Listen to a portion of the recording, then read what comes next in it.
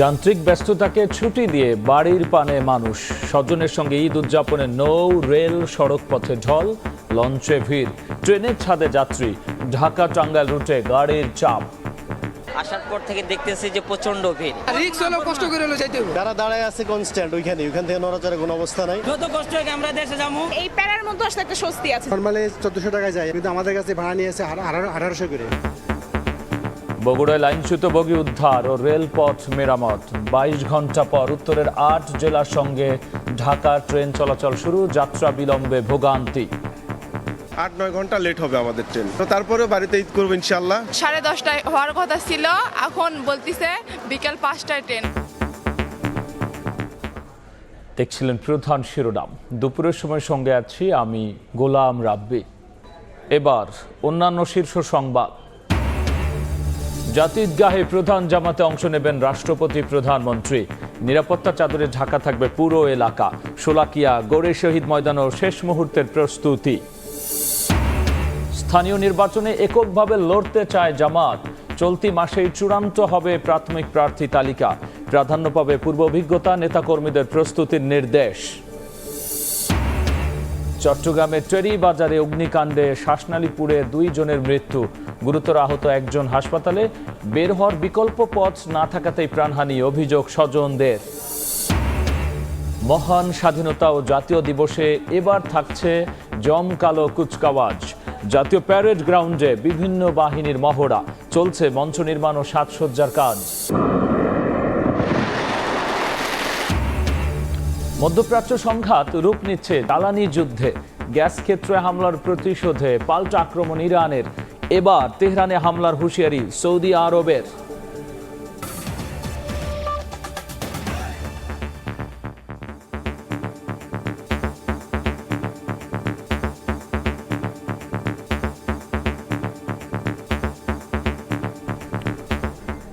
শুরুতেই ঈদ যাত্রার খবর। যান্ত্রিক ব্যস্ততাকে ছুটি দিয়ে বাড়ির পানে ছুটছে মানুষ, স্বজনদের সঙ্গে ঈদ উদযাপনে নৌ রেল সড়ক পথে ঢল, কানায় কানায় পূর্ণ লঞ্চ। ঝুঁকি নিয়ে ট্রেনের ছাদে চড়েই রওনা দিচ্ছেন অনেকে। ঢাকা টাঙ্গাইল রুটে গাড়ির চাপ বাড়ায় তৈরি হয়েছে ধীরগতি, তবে সব ঝক্কি ঝামেলা ছাপিয়ে প্রিয়জনের কাছে পৌঁছাতে মরিয়া ঘরমুখী মানুষ।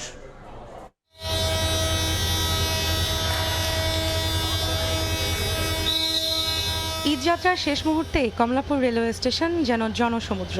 উত্তরবঙ্গে ছেড়ে যাওয়া প্রতিটি ট্রেনেই ছিল যাত্রীতে ঠাসা। ভেতরে জায়গা না পেয়ে নিষেধাজ্ঞা অমান্য করে ছাদে উঠে পড়েন অনেকে। পরিবেশ তো একদম মানে ওটা কি বলে, রিফিল প্যাকেট যেটা বলে। যারা দাঁড়ায় আছে কনস্ট্যান্ট ওইখান থেকে নড়াচড়ার কোনো অবস্থা নাই। অতিরিক্ত জাম লাগছে ভিতরে, যাওন যায় না। যত কষ্ট হোক আমরা দেশে যাবো। বুধবার নীলসাগর এক্সপ্রেস ট্রেনের দুর্ঘটনায় ভেঙে পড়ে কয়েকটি ট্রেনের শিডিউল। এদিন নীলসাগর এক্সপ্রেস ছাড়ে 7 ঘন্টা দেরিতে। একতা ও পঞ্চগড় এক্সপ্রেসেও একই রকম বিলম্ব হয়। ঘন্টার পর ঘন্টা অপেক্ষায় ভোগান্তিতে পড়েন যাত্রীরা।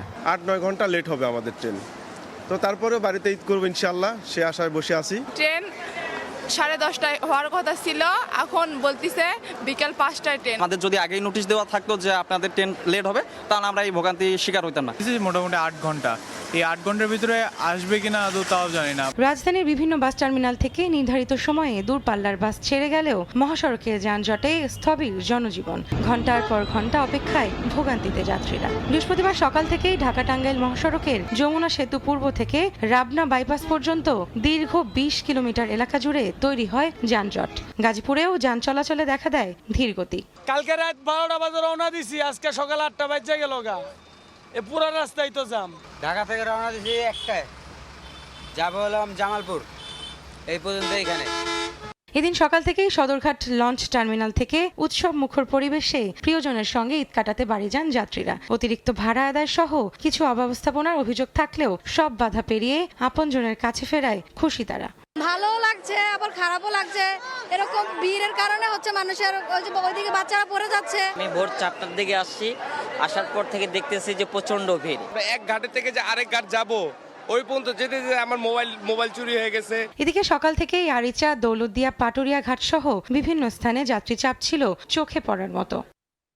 রৌনক নিয়ন্তা, সময় সংবাদ, ঢাকা।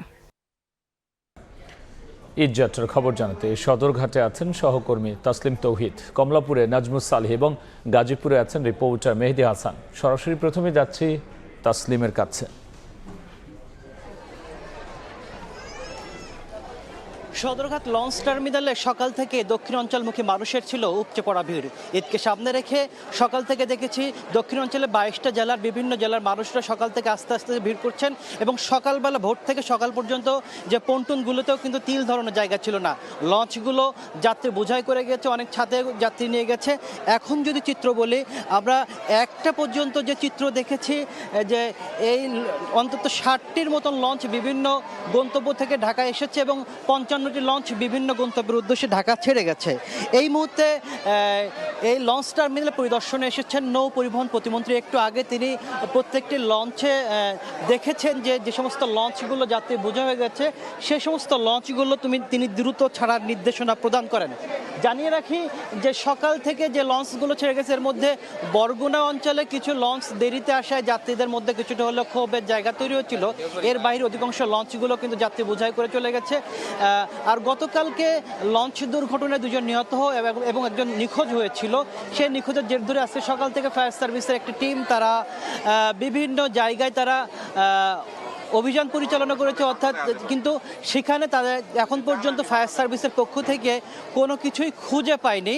তবে এখন আবার সে অভিযান চালাচ্ছে। একই সাথে নৌ পরিবহন প্রতিমন্ত্রী এসে বিভিন্ন সেই বিষয়গুলো তদারকি করছেন।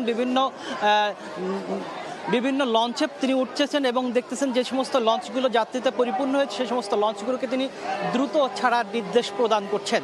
সব কিছু বলা চলে এখন পর্যন্ত উৎসব মুখর পরিবেশে দক্ষিণ অঞ্চলে মানুষরা তারা ঈদের আনন্দ ভাগাভাগি করতে দেশে ফিরছেন এবং তাদের মধ্যে একটু যাত্রীর চাপ থাকলেও তারা উৎসব আনন্দের মধ্য দিয়ে তারা দেশে ফিরতে পারছেন। তাদের মধ্যে এক ধরনের উৎসবের আমেজ বিরাজ করছে।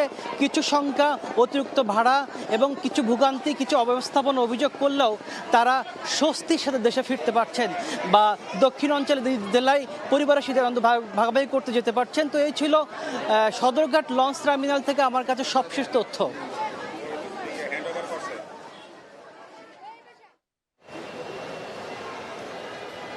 ঈদ যাত্রার শেষ মুহূর্তে আজ দুপুরের পর থেকে কমলাপুর রেল স্টেশন যেন জনসমুদ্রে পরিণত হয়েছে। প্ল্যাটফর্ম থেকে শুরু করে স্টেশন আঙ্গিনার যেখানে যতদূর চোখ যায় ততদূর আসলে মানুষ আর মানুষ। এই মুহূর্তে কমলাপুর রেল স্টেশনের কোনো প্ল্যাটফর্মে কোনো ট্রেন আসলে ছেড়ে যাওয়ার জন্য নেই। একটি মাত্র ট্রেন রয়েছে, সেটি হচ্ছে কালনী এক্সপ্রেস, যেটি সিলেটের ট্রেন। এটি 2:55 এখান থেকে ছেড়ে যাবার কথা রয়েছে। এছাড়া একতা এক্সপ্রেস, আপনি জানেন সকাল 10:45 ট্রেন, সেটি মহাবিলম্বে যাত্রা শুরু করবে। সেটি বলা হচ্ছে আজকে বিকেল 5টায় যেতে পারে। অর্থাৎ একতা এক্সপ্রেস ট্রেনের যাত্রীদের 6 ঘন্টার মহাবিলম্ব নিয়ে তারা কিন্তু এখন ভোগান্তির মধ্যে পড়েছেন এবং তারা সেখানে অপেক্ষা করছেন। গতকাল যে নীলসাগর এক্সপ্রেস সেটি দুর্ঘটনায় কবলিত হওয়ার পর আজকে 6:40 নীলসাগর এক্সপ্রেস ট্রেন সেটি কিন্তু ছেড়ে গেছে দুপুর 12টায়। এই দুটি ট্রেন এবং রাতে যারা পঞ্চগড় এক্সপ্রেস ট্রেনের যাত্রী আছেন আজকে রাত 11:30 যারা পঞ্চগড় এক্সপ্রেস ট্রেনের যাত্রী তারা কিন্তু হাতে অন্তত 3 থেকে 4 ঘন্টা সময় নিয়ে আসবেন, কারণ আপনার ওই পঞ্চগড় এক্সপ্রেস ট্রেনও আজকে রাতে কিন্তু সঠিক সময়ে যাবে না।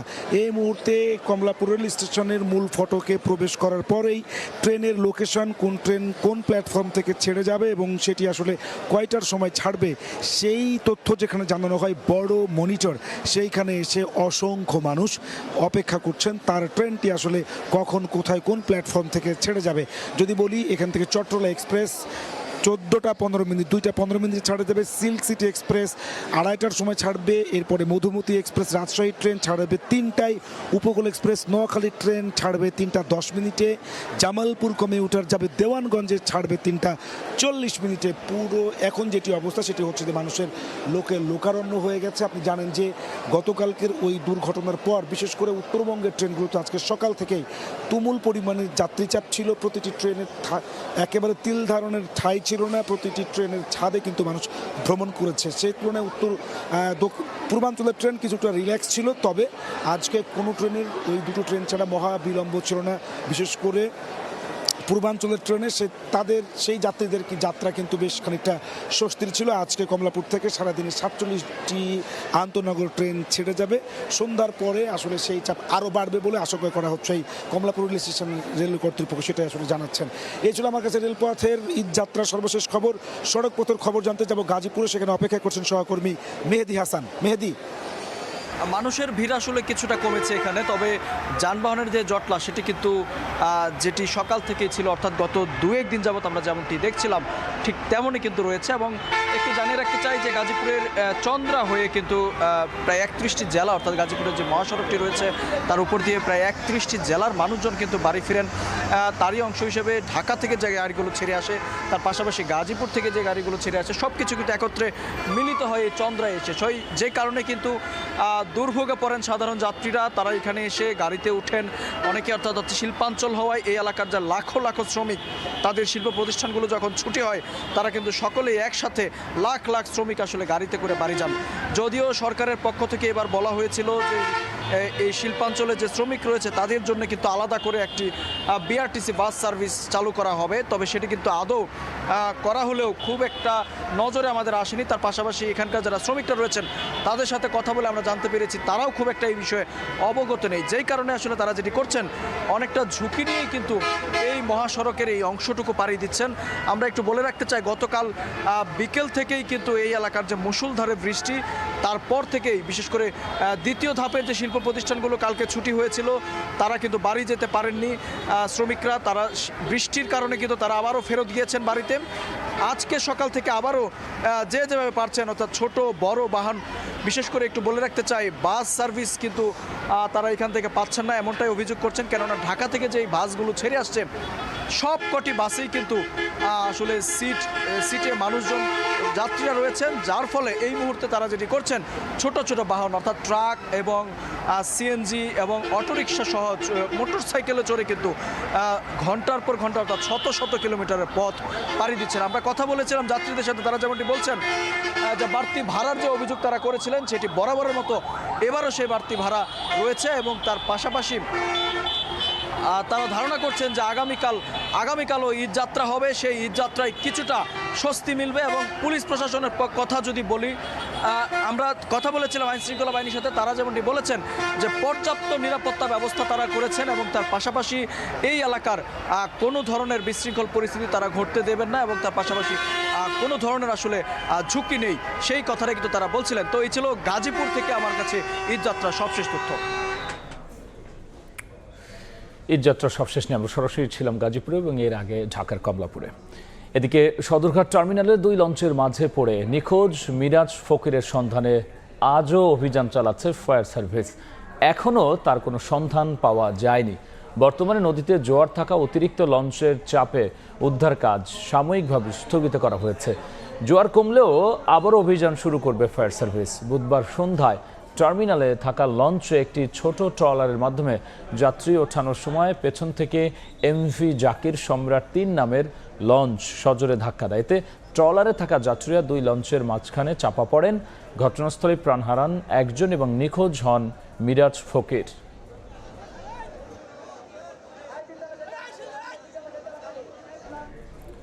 বগুড়ায় চিলাহাটিগামী নীলসাগর এক্সপ্রেসের বগি লাইনচ্যুত হওয়ার 22 ঘন্টা পর ট্রেন চলাচল শুরু হয়েছে। এতে স্বস্তি ফিরেছে যাত্রীদের মাঝে। 22 ঘন্টা পর দূর হলো উত্তর পশ্চিমাঞ্চলের রেলের ভোগান্তি। অবশেষে স্বস্তি ফিরেছে ঈদে ঘরমুখো মানুষের।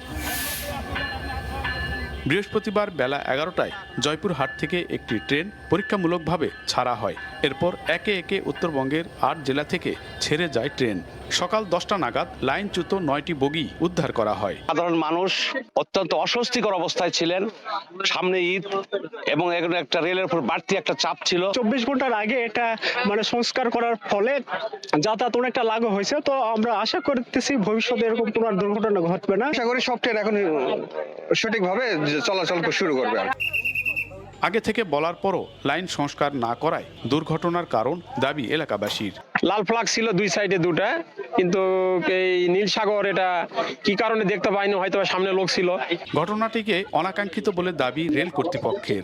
নেমে হেঁটে যাওয়া তো তাদের কষ্ট হয়েছে, সেই জন্য আমি আবার দুঃখ প্রকাশ করছি, কিন্তু আমাদের তরফ থেকে তাদের মিনিমাম কষ্ট দেওয়ার চেষ্টা ছিল। মঙ্গলবার রাতে সান্তাহারে নীলসাগর এক্সপ্রেসের 9টি বগি লাইনচ্যুত হয়, এতে আহত হন শতাধিক যাত্রী।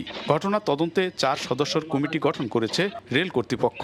দায়িত্বে অবহেলার দায়ে সান্তাহারের সহকারী স্টেশন মাস্টারকে বহিষ্কার করা হয়েছে। এমআর রকি, সময় সংবাদ, বগুড়া।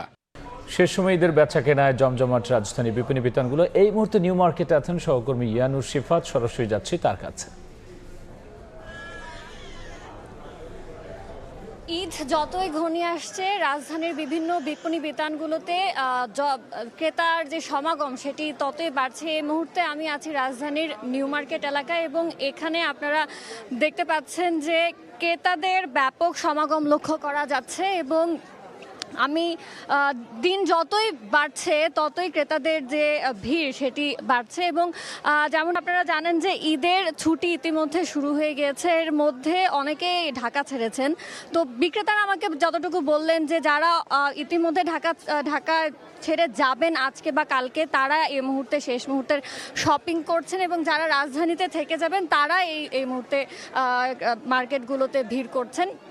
বিক্রেতারা বলছেন তাদের প্রত্যাশা যে আজকের দিন যতটা বাড়বে ততই ক্রেতাদের ভিড় বাড়বে এবং আগামীকাল এবং চাঁদ রাতে তারা ভালো ব্যবসা করার প্রত্যাশা করছেন। এছাড়া আমার ক্রেতাদের সঙ্গেও কথা হয়েছে, তারা বলছেন যে গতবারের তুলনায় দাম তুলনামূলক কিছুটা বেশি, তবে যেহেতু ঈদের আনন্দ প্রিয়জনের সঙ্গে ভাগাভাগি করে নিতে হবে এবং ঈদ ভালোভাবে ফ্যামিলির সাথে তারা ভালোভাবে আনন্দে কাটাতে চান, তাই তারা দাম কিছুটা বেশি হলেও প্রয়োজনীয় বা পছন্দের পোশাকটি বাজেটের মধ্যে রেখে কেনাকাটা করার চেষ্টা করছেন। এছাড়া অনেকেই ক্রেতারা বললেন যে তাদের প্রধান পোশাকটি কেনা ইতিমধ্যেই তাদের শেষ হয়ে গিয়েছে। এই মুহূর্তে তারা মূলত যে তাদের টুকটাক যে আলাদা প্রয়োজনীয় জিনিসপত্র রয়েছে, যেরকম জুয়েলারি, মেকআপ বা ব্যাগ, এইসব পণ্য তারা এই মুহূর্তে কেনাকাটা সেরে ফেলছেন। আমি নারী ক্রেতাদের সঙ্গে আমার যেমনটা কথা হলো, তারা তাদের পোশাকের সঙ্গে মানানসই জুয়েলারি কিনতে অনেকে এসেছেন, তবে বলছেন দাম কিছুটা বেশি। অন্যদিকে বিক্রেতারা বলছেন যে তারা আশা করছেন যে আজ দিন গড়ালে বেচা বিক্রি আরও বাড়বে। তো এই ছিল আমার কাছে রাজধানীর নিউ মার্কেট এলাকা থেকে সবশেষ।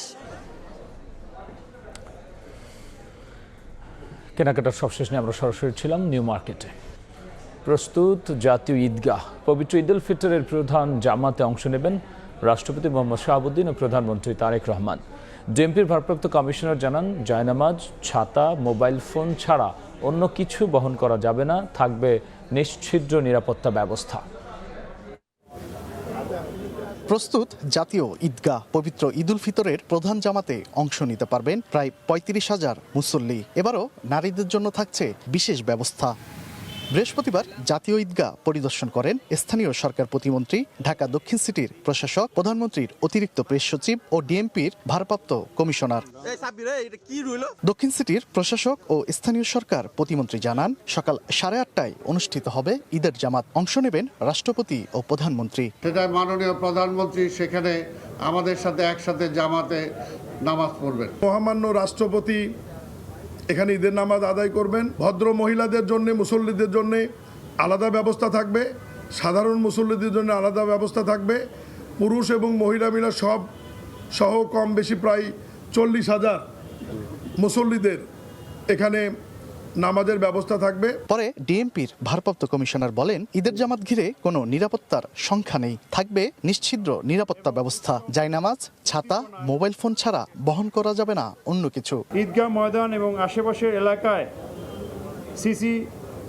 সিটিটিসি ডগ স্কোয়াড সুইপিং এবং স্পেশাল ব্রাঞ্চের সুইপিং টিম এইসব এলাকা সুইপিং করবে। ঈদগাহ ময়দানে কোনো প্রকার ব্যাগ, ধারালো বস্তু বা দাহ্য পদার্থ নিয়ে আসা যাবে না। নিরাপত্তার সংখ্যা নেই।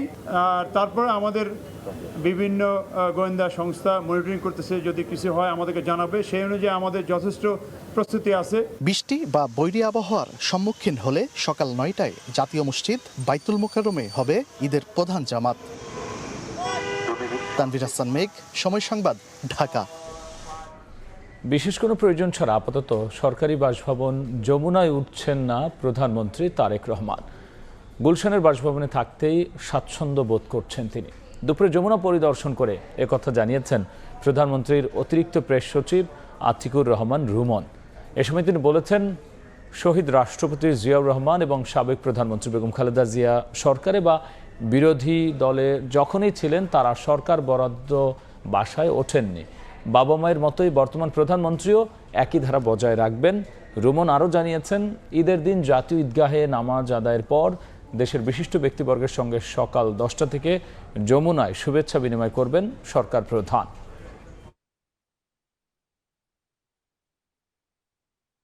দুই একটি খুঁত ছাড়া আমরা কোনো ইয়ে পাইনি, পরিপূর্ণভাবেই সম্পূর্ণ করা হয়েছে কাজকর্ম।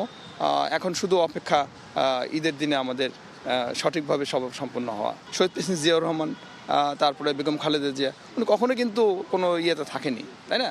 এবং বিরোধী দল যখন হয়েছে তখনও কিন্তু ওনার জন্য বরাদ্দকৃত বাড়ি সেটা তো কিন্তু উনি ওঠেননি, আপনারা জানেন। এখন ঘটনা হচ্ছে যে এখানে যে প্রস্তুতি এনারা রাখছে ঠিক মতোই, কিন্তু উনি সম্ভবত ওখানেই থেকে যাবেন।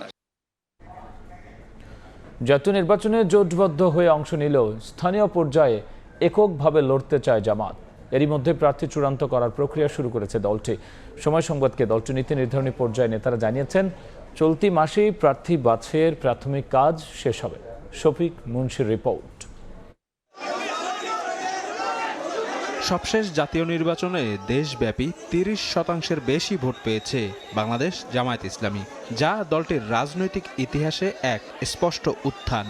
দলটির পক্ষের এই জোয়ার সামনে স্থানীয় পর্যায়ের নির্বাচনগুলোতেও কাজে লাগাতে চায় জামায়াত। ইতোমধ্যে জামায়াত প্রধান ডাক্তার শফিকুর রহমান নেতাকর্মীদের আসন্ন স্থানীয় নির্বাচনের জন্য প্রস্তুতি নিতে নির্দেশনা দিয়েছেন।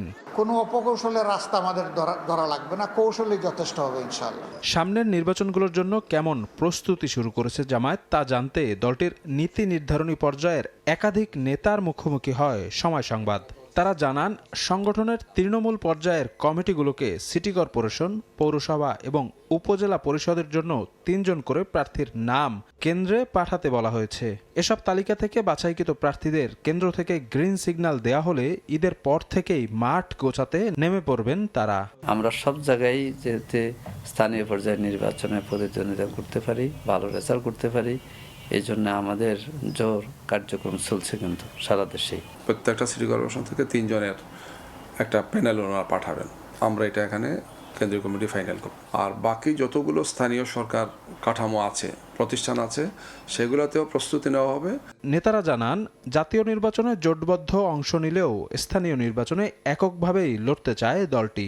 এখন পর্যন্ত ডিসিশনে হচ্ছে যে আমরা এককভাবে করে আলাদা আলাদা করব। স্ব অবস্থান থেকে প্রস্তুতি নেবেন, প্রস্তুতি নিয়ে ওনারা কাজ করবেন। 2-1টা দল তো প্রার্থী ঘোষণা করছে, তারা তো আর আমাদের সাথে আলাপ করে নাই, এই জন্য আমরা আমাদের প্রস্তুতিটা পুরোদমে নিচ্ছি। জাতীয় নির্বাচনে জামায়াত নেতৃত্বাধীন 11 দলীয় জোট মোট 77 আসনে জয়লাভ করে, যার মধ্যে 68 আসন পায় জামায়াত ইসলামী। শফিক মুন্সি, সময় সংবাদ, ঢাকা। চট্টগ্রাম নগরের ব্যস্ত বাণিজ্যিক এলাকা টেরি বাজারে একটি মার্কেটে লাগা আগুনে 2 কর্মচারী নিহত হয়েছেন। শ্বাসনালী পুড়ে তাদের মৃত্যু হয়েছে বলে জানান চিকিৎসক। হাসপাতালে চিকিৎসাধীন একজনের অবস্থা আশঙ্কাজনক। আগুন লাগার পর বের হওয়ার পথ না থাকায় মৃত্যুই কারণ বলে অভিযোগ স্বজনদের। দাউ দাউ করে জ্বলছে আগুন, ধোঁয়ার কুণ্ডলী। চট্টগ্রাম মার্কেটে আগুন লেগে পুড়ে মারা গেল 2 জন। বৃহস্পতিবার সকাল 8টার দিকে কেবি আর্কিড প্লাজার মার্কেটের 4র্থ তলা থেকে আগুনের সূত্রপাত। প্রথমে ওয়েস্টার্ন টেইলার্সে আগুন লাগে, যা দ্রুত ছড়িয়ে পড়ে অন্য দোকানেও। ধোঁয়ায় আচ্ছন্ন হয়ে কয়েকজন কর্মচারী আটকে পড়েন। প্রথমে মার্কেটের কর্মচারীরা আগুন নিয়ন্ত্রণের চেষ্টা করে। পরে ফায়ার সার্ভিসের 4টি ইউনিট 1.5 ঘন্টা চেষ্টায় আগুন পুরোপুরি নিয়ন্ত্রণে আনে। এ সময় আগুনে আটকে পড়া 3 জনকে উদ্ধার করে চট্টগ্রাম মেডিকেল কলেজ হাসপাতালে নেওয়া হয়। ইলেকট্রিক শর্ট থেকে এটা হয়েছে এরকম। হ্যাঁ, ওরা টেলার্সের দোকান, 4তলা টেলার্সের দোকানের গুলো। ফজরের নামাজ পড়ে ওরা ঘুমাইছে, ধোঁয়ায় আচ্ছন্ন হয়ে তারা এখন অবচেতন হয়ে আছে বলে আমরা মনে করি। সেখানে এখন আমরা নিজেরাও গিয়ে এখানে টিকতে পারে নাই, আমরা সরিয়ে আসছি এখান থেকে। আগুন নিয়ন্ত্রণ আনতে সক্ষম হয়েছি, কিন্তু এখানে আমাদের যে একটু যেহেতু ঘিঞ্জি এলাকা জনবহুল এলাকা এবং ব্যবসা প্রতিষ্ঠান, এখানে কাজ করতে একটু আমাদের ব্যাক পেতে হয়েছে। পরে চিকিৎসাধীন 3 জনের মধ্যে ইউনুস, মুনতাসির মারা যান। শ্বাসনালী পুড়ে গিয়ে তাদের মৃত্যু হয়েছে বলে জানান হাসপাতালের পরিচালক। এটা যদিও বাইরে কোনো এক্সটার্নাল বার্নের কোনো ইয়া নেই, কিন্তু এটা শ্বাসনালী যেটা এটা পুরোটা মানে পুরে বার্ন হয়ে গেছে। আরেকটা আছে মানে আহত অবস্থায়, এটাকে আমরা আমাদের বার্ন ইউনিট আছে, ওটা চিকিৎসা চলতেছে। এদিকে স্বজনদের অভিযোগ, আগুন লাগার পর বের হওয়ার পথ না থাকায় ও ফায়ার সার্ভিস সঠিক সময়ে উদ্ধার না করার কারণে এই মৃত্যু। আমার বাবা আমাকে মার্কেটে আসতে বলেছিল, আমি কাপড় কিনে নিতে। আমার বাবা আমাকে কাপড় কেনার জন্য মার্কেটে আসতে বলেছিল, আমি বলবো বাবা আমি কাপড় কিনবো না। যদি কোনো এক্সিট থাকতো, এমার্জেন্সি এক্সিট থাকতো, সেক্ষেত্রে হচ্ছে অবশ্যই পাওয়া যেত। নিহত 2 জনের বাড়ি পটিয়া এলাকায়। বৈদ্যুতিক শর্ট সার্কিট থেকে আগুন লেগেছে ধারণা ফায়ার সার্ভিসের। সময় সংবাদ, চট্টগ্রাম। খুলনায় ঘুমন্ত অবস্থায় একই পরিবারের 4 জনকে গুলি করেছে দুর্বৃত্তরা। সকালে বটিয়াঘাটার কৃষ্ণনগর শাহজালাল নগরের রেল ক্রসিং এলাকায় এই ঘটনা ঘটে। গুলিবিদ্ধ হয়েছেন স্বামী স্ত্রী, তাদের ছেলে ও পুত্রবধূ। 2 জন খুলনা মেডিকেল কলেজ হাসপাতালে ভর্তি। বাকি 2 জনের অবস্থা আশঙ্কাজনক হওয়ায় উন্নত চিকিৎসার জন্য ঢাকায় পাঠানো হয়েছে। ভুক্তভোগী পরিবারের ধারণা, পুত্রবধূর সাবেক স্বামী গুলির ঘটনায় জড়িত থাকতে পারে।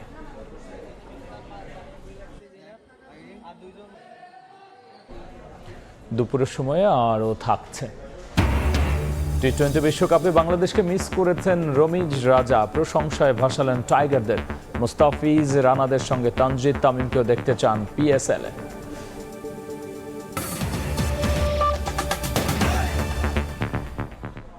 মহান স্বাধীনতা ও জাতীয় দিবসে এবার থাকছে কুচকাওয়াজ। প্যারেড গ্রাউন্ডে চলছে পুরো দমে প্রস্তুতি। জমকালো আয়োজনের প্রস্তুতি নিচ্ছেন বিভিন্ন বাহিনীর সদস্যরা। একই সঙ্গে চলছে বিশাল প্যান্ডেল আর মঞ্চ নির্মাণের কাজ।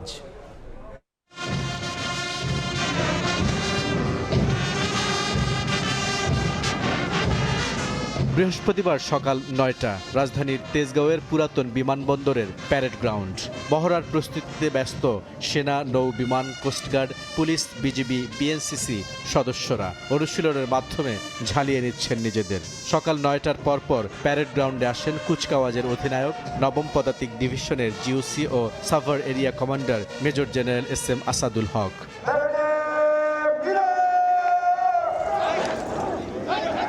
সকাল ঠিক 9:30 দক্ষিণ দিক থেকে ঘোড়া দাপিয়ে প্যারেড গ্রাউন্ডের মঞ্চের সামনে আসেন এবারের কুচকাওয়াজের অধিনায়ক মেজর জেনারেল SM আসাদুল হক। প্রথমে ডামি প্রধানমন্ত্রীকে নিয়ে মঞ্চে আসে সুশৃঙ্খল মিলিটারি পুলিশের দল। এরপর রাষ্ট্রপতিকে নিয়ে একইভাবে মঞ্চে আসে মিলিটারি পুলিশ।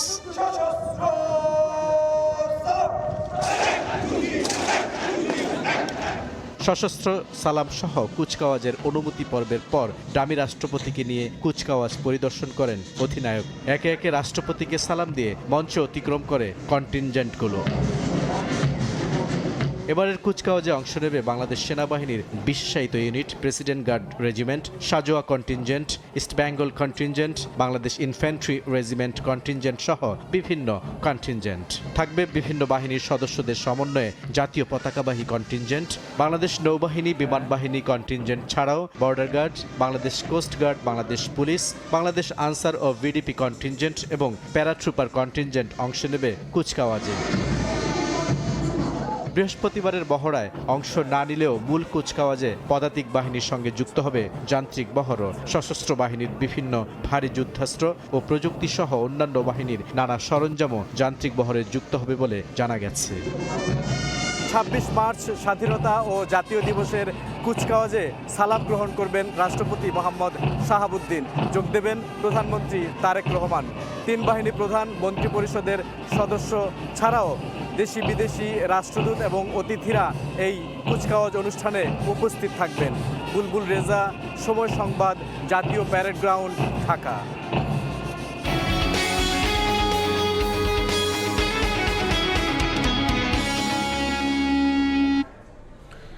ঈদ উপলক্ষে জমে উঠেছে সেমাইয়ের বাজার। রোজার ঈদের ঐতিহ্যবাহী খাবারের দাম না বাড়ায় ক্রেতাদের মধ্যে স্বস্তি। ভালো বিক্রি হওয়ায় খুশি দোকানিরাও। রমজানের ঈদ মানেই বাহারি সেমাইয়ের সমাহার। বাঙালি মুসলমানের ঐতিহ্যে মিশে আছে মুখরোচক এই খাবারটি। তবে ঊর্ধ্বমুখী বাজারে দাম নাগালের মধ্যে থাকায় সেমাইয়ের দোকানগুলোতে ক্রেতাদের ভিড়। ঈদের উৎসবে বেচা কিনা মনে লোক যে ঢুকার মতো কোনো জায়গা থাকতো না। লাচ্ছি 400 গ্রাম রইল আপনার 180 টাকা, আর খোলাটা হইল 1 কেজি 200 টাকা, লালটা 220 টাকা, 180 টাকা। ঈদের ছুটিতে সেমাই যেন অন্যতম অনুষঙ্গ। ঐতিহ্যবাহী এই খাবারের পদের প্রতি মানুষের আগ্রহ চিরছে না। মোটামুটি রিজনেবল, ভালো, আলহামদুলিল্লাহ। এবার ভালো সেমাই বিক্রি হওয়ায় বিক্রেতারাও খুশি। দাম দর আসলে যা বাড়ার আগেই বাড়ছে, এখন ঈদের বাকি তো 3-4 দিন আছে, এখন আর দাম বাড়ার সম্ভাবনা নাই। চিনি সেমাই পর্যাপ্ত পরিমাণ, কোনো দামও বেশি না, সংকটও না, সবে সব শ্রেণী পেশার মানুষের ঘরে ঘরে ঈদের দিনে মিষ্টিমুখ হয় সেমাই দিয়ে। তারই ধারাবাহিকতায় এখন শুধু ব্যস্ততাই নয়, বরং উৎসব মুখর হয়ে উঠেছে এক একটি সেমাইয়ের দোকান। রমজানের ঈদ মানেই বাঙালি মুসলমানের ঐতিহ্যে চিনি সেমাইয়ের সমাহার। বাহারি রঙের সেমাই এসেছে বাজারগুলো, ক্রেতারাও কিনছেন উৎসব মুখর পরিবেশে। তোফাজ্জল হোসাইন, সময় সংবাদ, ঢাকা। শ্রমিকদের বেতন ভাতা পরিশোধের জন্য প্রায় 2,500 কোটি টাকা সহযোগিতা করেছে সরকার, এমনটাই জানিয়েছেন শ্রম কর্মসংস্থান মন্ত্রী আরিফুল হক চৌধুরী। সকালে সিলেটের কেন্দ্রীয় শাহী ঈদগাহ পরিদর্শন শেষে একথা বলেন মন্ত্রী। বলেন, সরকার, প্রশাসন, পরিবহন শ্রমিক ও মালিকদের সহযোগিতায় মানুষ স্বস্তিতে বাড়ি ফিরছে। বিগত সময়ে বন্ধ হওয়া কলকারখানা পুনরায় চালু করতে ঈদের পর কাজ শুরু করবে সরকার।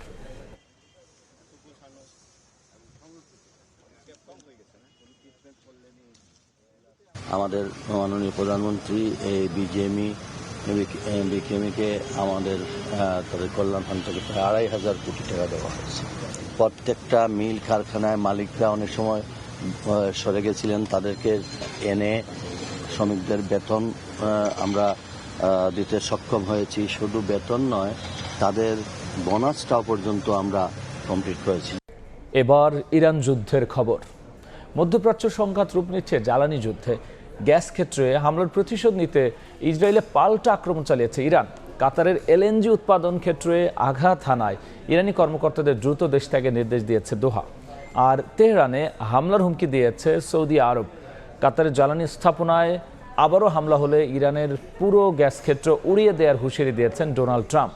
এদিকে নিরাপত্তা প্রধান আলী লারিজানি হত্যার প্রতিশোধ নেওয়ার প্রতিশ্রুতি দিয়েছেন ইরানের নতুন সর্বোচ্চ নেতা মুজতবা খামেনি।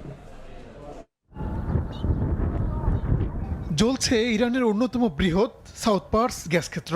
ইসরায়েলের বিমান হামলায় ব্যাপক ক্ষতির মুখে পড়েছে বিশ্বের বৃহত্তম গ্যাস ক্ষেত্রটি। জবাবে বৃহস্পতিবার ভোরে সৌদি আরব সহ উপসাগরীয় অঞ্চলের গুরুত্বপূর্ণ জ্বালানি স্থাপনা লক্ষ্য করে আক্রমণ চালিয়েছে আইআরজিসি। কাতারের সবচেয়ে বড় এলএনজি উৎপাদন ক্ষেত্রে ক্ষেপণাস্ত্র হামলা চালানো হয়েছে। এ ঘটনায় নিন্দা জানিয়ে দেশটিতে থাকা ইরানি কর্মকর্তাদের দ্রুত নিজ দেশে ফেরত যাওয়ার নির্দেশ দিয়েছে দোহা। আর ইরানের উপর পুরোপুরি বিশ্বাস ভেঙে গেছে বলে মন্তব্য করেছে সৌদি আরব। তেহরানে পাল্টা হামলার হুমকি দিয়েছেন দেশটির পররাষ্ট্রমন্ত্রী। সৌদি আরব চাপের মুখে নতি স্বীকার করবে না। আমরা অত্যন্ত স্পষ্টভাবে জানিয়ে দিয়েছি যে প্রয়োজন মনে করলে সামরিক পদক্ষেপ নেওয়ার অধিকার আমাদের রয়েছে।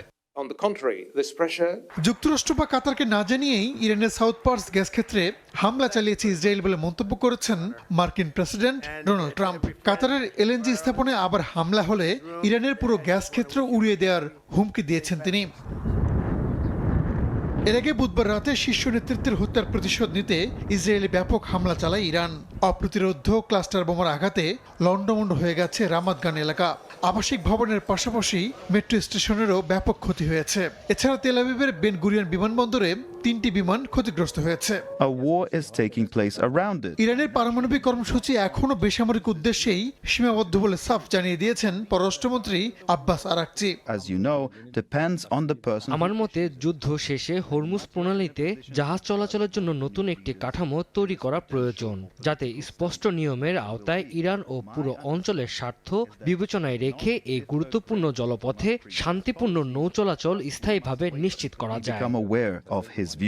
এদিকে ইরানের শীর্ষ নিরাপত্তা কর্মকর্তা আলী লারিজানির হত্যার প্রতিশোধ নেয়ার হুঁশিয়ারি দিয়েছেন দেশটির নতুন সর্বোচ্চ নেতা মুজতবা খামেনি। এই রক্তপাত ইসলামী শাসন ব্যবস্থাকে আরও শক্তিশালী করবে বলে উল্লেখ করেন তিনি। রাহানুল রানা, সময় সংবাদ। খেলার খবর। টি-20 বিশ্বকাপে বাংলাদেশ দলকে মিস করেছেন পাকিস্তানি কিংবদন্তি রমিজ রাজা।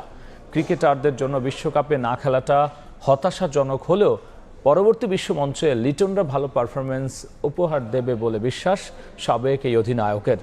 রমিজ প্রশংসা করেছেন মুস্তাফিজ, নাহিদ রানাদের। তানজিদ তামিমের ব্যাটিংয়ে মুগ্ধ এই ধারাভাষ্যকার। পিএসএল ফ্র্যাঞ্চাইজি মালিকদের অনুরোধ করেছেন টাইগার ওপেনারকে দলে নিতে। বিস্তারিত সাজিদ মুস্তাহিদের রিপোর্টে। টি-20 বিশ্বকাপ শেষ হয়েছে প্রায় 2 সপ্তাহ হতে চলল, তবে এখনও আলোচনায় মেগা ইভেন্টে বাংলাদেশের অংশ না নেয়ার বিষয়টি। দেশে এখনও এই ইস্যু প্রাসঙ্গিক। ক্রিকেট কূটনীতির ব্যর্থতা খতিয়ে দেখতে হবে সরকারি তদন্ত। বাংলাদেশ পাকিস্তান সিরিজে ধারাভাষ্য দিয়েছেন রমিজ রাজা। সাবেক এই অধিনায়ক বিশ্বকাপে মিস করেছেন বাংলাদেশ দল ও সমর্থকদের। Did you miss Bangladesh team in the World Cup? Bangladesh দল ও ফ্যানদের আমি বিশ্বকাপে মিস করেছি। পাকিস্তানও তাদের পক্ষে লড়াই করেছে। খেলোয়াড়দের দৃষ্টিকোণ থেকে একটা বিশ্বকাপে না খেলাটা হতাশাজনক। ক্রিকেটারদের বিষয়টা আমি বুঝতে পেরেছি, তাদের ভেতর দিয়ে কি গেছে। বিশ্বকাপে না খেলার হতাশা কিছুটা হলেও ঘুচেছে পাকিস্তানের বিপক্ষে সিরিজ জয়, যে সিরিজে বল হাতে দাপট দেখিয়েছেন নাহিদ রানা, মুস্তাফিজ। 2 টাইগার পেসারকে প্রশংসায় ভাসালেন রমিজ রাজা। কিছুদিন আগে আমার কাছে কেউ একজন জানতে চেয়েছিল, বাংলাদেশের কোনো একজন ক্রিকেটারকে দলে নিলে তুমি কাকে নেবে? আমি মুস্তাফিজের নাম বলেছি। সে বিশ্বমানের বোলার। টি-20তে নাহিদের মতো গতিময় বোলার দেখা যায় না। গেল 1 বছরে সে অনেক উন্নতি করেছে।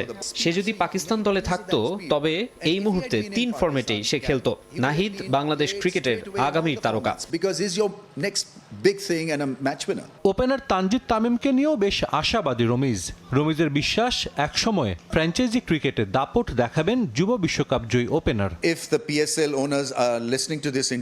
পিএসএল ফ্র্যাঞ্চাইজি মালিকরা যদি আমার এই সাক্ষাৎকার দেখে থাকেন, তাদের বলবো আপনারা তানজিদ তামিমকেও দলে নিন। সে সম্ভাবনাময় ক্রিকেটার। ভবিষ্যতে সে পিএসএল এ সুযোগ পাবে। সাজিদ মুস্তাহিদ, সময় সংবাদ, ঢাকা। এ পর্যায়ে শীর্ষ সংবাদ জানিয়ে দিচ্ছি আরও একবার।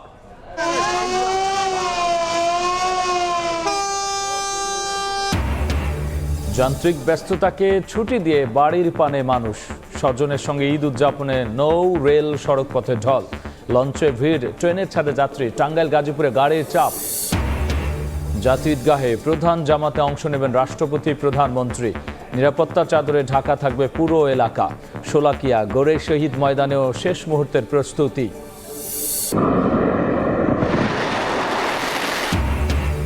মধ্যপ্রাচ্য সংঘাত রূপ নিচ্ছে জ্বালানি যুদ্ধে। গ্যাস ক্ষেত্রে হামলার প্রতিশোধে পাল্টা আক্রমণ ইরানের। এবার তেহরানে হামলার হুঁশিয়ারি সৌদি আরবের।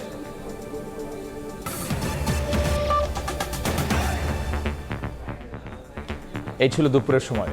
এরপর বিকেল 3টার সময় সংবাদ নিয়ে যুক্ত হবেন সহকর্মী মনির হোসাইন। ধন্যবাদ রাব্বি আপনাকে।